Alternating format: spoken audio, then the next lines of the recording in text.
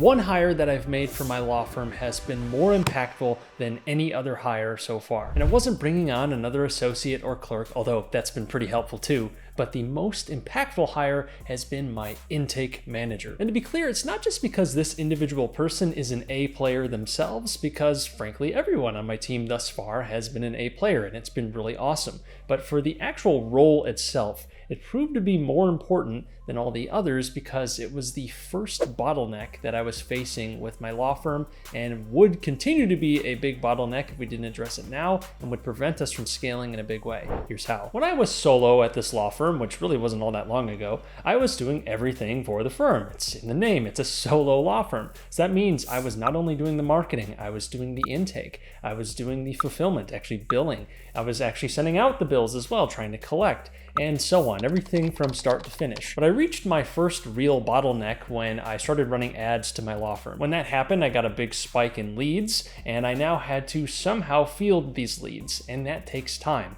Let's say I was getting about 10 calls a day, 10 to 15 contacts per day, and each one of those calls took me on average 10 to 15 minutes. Well, if it's 10 to 15 calls per day at 10 to 15 minutes each, we're looking at a couple hours per day just towards fielding new leads, which is before we talk about anything else with running the firm, like actually serving the clients I already had. And because I knew I wanted to scale this law firm, I thought about what this would mean going forward. If I went and hired a couple of attorneys off the bat, that would still lead to the same problem with intake because I would now need to really crank up the ads to make sure that those attorneys' plates were full. But who'd be doing the intake? Well, it'd be me. So I'd be the biggest bottleneck at the firm for a few reasons. One, I would still have to find a way to supervise the other attorneys that I would have hired, and it would be very difficult to try and bring on someone else to run intake after the fact because there'd be all of these leads coming in, be very chaotic, and I would rather get ahead of that problem, seeing as though we're gonna need an intake department in the future anyways, and just take care of it now. So that was the first hire I made, was getting an intake manager. And that person was brought on with the specific mission to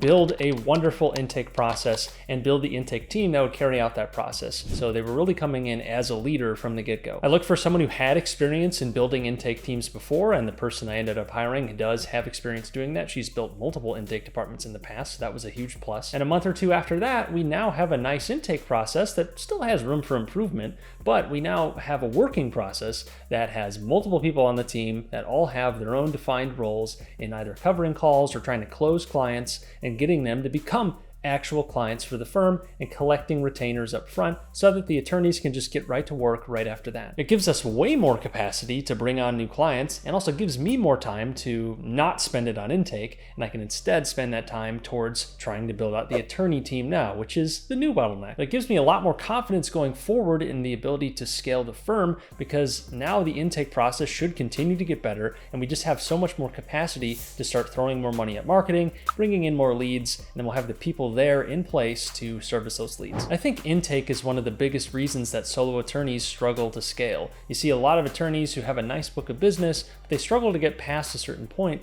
because it's very hard to bring in new leads. You have to spend the time on the phone with them, you have to figure out whether you can even help them, and then you have to actually get them onboarded into the firm. So you need to make sure that they pass any conflicts checks, they pay whatever retainers up front, they sign any engagement letters or contracts, whatever it is. But that whole process takes time. You need people on that process. And in many cases, solo attorneys have plenty of leads to work with. They're pretty good on the marketing side. They're often good attorneys themselves. So it's not as though it's a service issue or it's a marketing issue, but it's that bridge between them. That's what intake is. It is the bridge between marketing and fulfillment in a law firm. And intake is often one of the very first impressions that a potential client will have on the firm. So it's important to get it right just from that perspective too, because maybe the only thing that they've seen before this is an advertisement or something to that effect. They call your firm for some reason and now they're getting thrown into the intake process. If there is no intake process, maybe no one picks up the phone, maybe they go to voicemail, and then maybe no one ever gets back to them because the person who got the voicemail is busy, and often the person who got the voicemail is the solo attorney. And I was in that camp not too long ago. It was very easy to let things slip through the cracks because I had other client matters to get to, and it was very hard to continue fielding new leads when I had existing clients to work on. And had I not hired an intake manager off the bat, our intake process would be a lot worse, and it'd be very hard to bring on new clients efficiently and quickly,